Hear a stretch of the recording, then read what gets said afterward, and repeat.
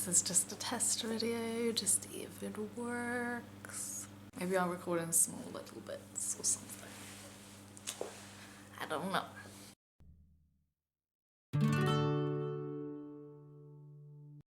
Hey guys, it's Viv. My camera's playing up, so every 5 seconds I'm gonna have to stop the recording and start a new one, otherwise I'm gonna lose the whole video.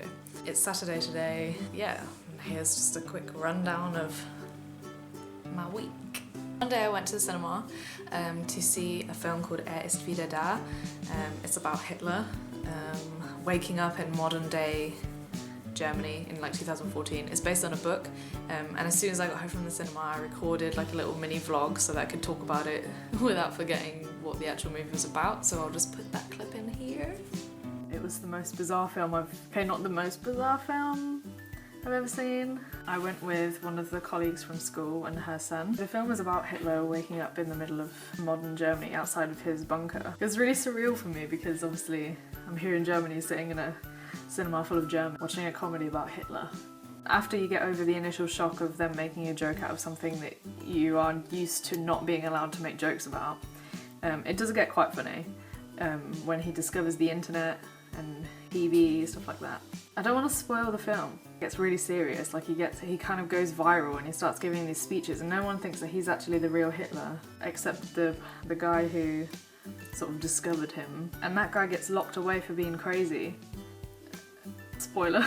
So obviously I went with my colleague and her son and I asked about their opinions afterwards. She said that the film was very hard to watch. She thought it was like borderline offensive and she didn't really like the film. Her son, on the other hand, who is my age, at the beginning he said he thought it was quite funny, but then towards the end, when it started to get really serious, it wasn't funny anymore.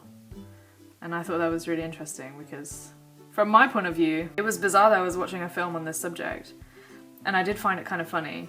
And the end was thought-provoking, but I didn't see any of it as offensive because obviously I don't have that loaded history, I guess. Tuesday I was invited to go bowling, so with my colleague, and she said that it was like a group activity for a bunch of refugees.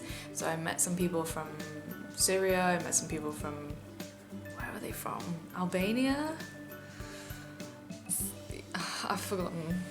I didn't really talk to many of them because there is a definite language barrier. There are two boys who've been in Germany for a year and they can speak relatively good German, but there was still like this sort of distance between, probably because of cultural differences. And then there just wasn't really a lot of motivation. That's not really the word I'm looking for, but there just wasn't much mingling between the groups. The next day, one of the guys invited me and my colleague over to his flat and he made us like Syrian food. It was like this dish, I can't remember what he called it, but it was like this dish and it had like beans, tomatoes and then yogurt. Also on the side he chopped like cucumbers and there was olives and also some peppers. You eat it with like bread and you scoop it up in the bread and then eat it. It was really nice, but it was so much effort to eat it that I ended up not finishing it, because you know when you eat slowly you get full after not eating as much food, if that makes sense. He basically told me the story in very broken English. He's been in Germany for about 4 months. That might be completely wrong, but he's 22 I think and he's from Syria. He was in Syria and then his father told him that he should go and study mechanical engineering in Germany because Germany has a good university course or whatever for mechanical engineering, but he didn't want to leave Syria, he wanted to stay in Syria and study. So he did law instead in Syria. I wanted to ask him what the trigger was for him like moving away, but there was like the language barrier and then we were eating food and I didn't get enough time to like ask him. I'll have to remember the details of his journey. I'm going to try and hopefully get this as right as possible. He said I remember it took him 4 days to leave Syria itself and he went to Greece, to Macedonia.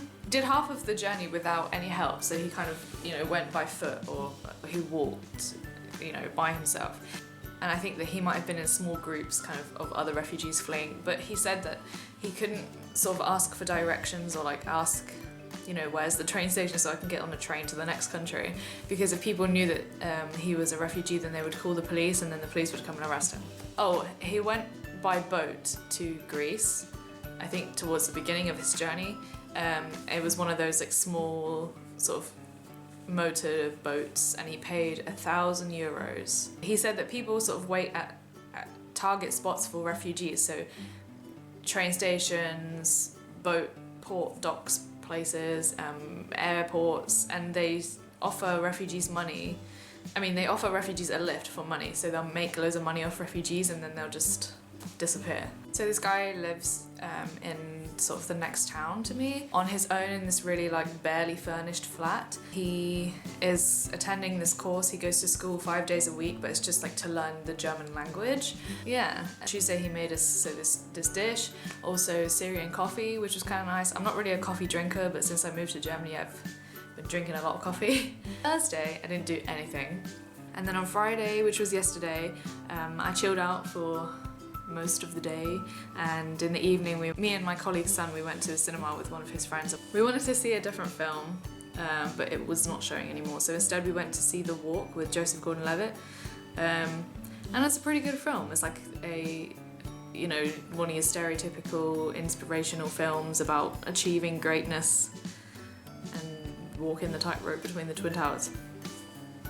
So I don't want to have this video become too long. Next week I will be going through some questions because I asked for like ideas on topics I can talk about. My friend Matty asked quite a few questions, and also Rachel asked me a couple of questions.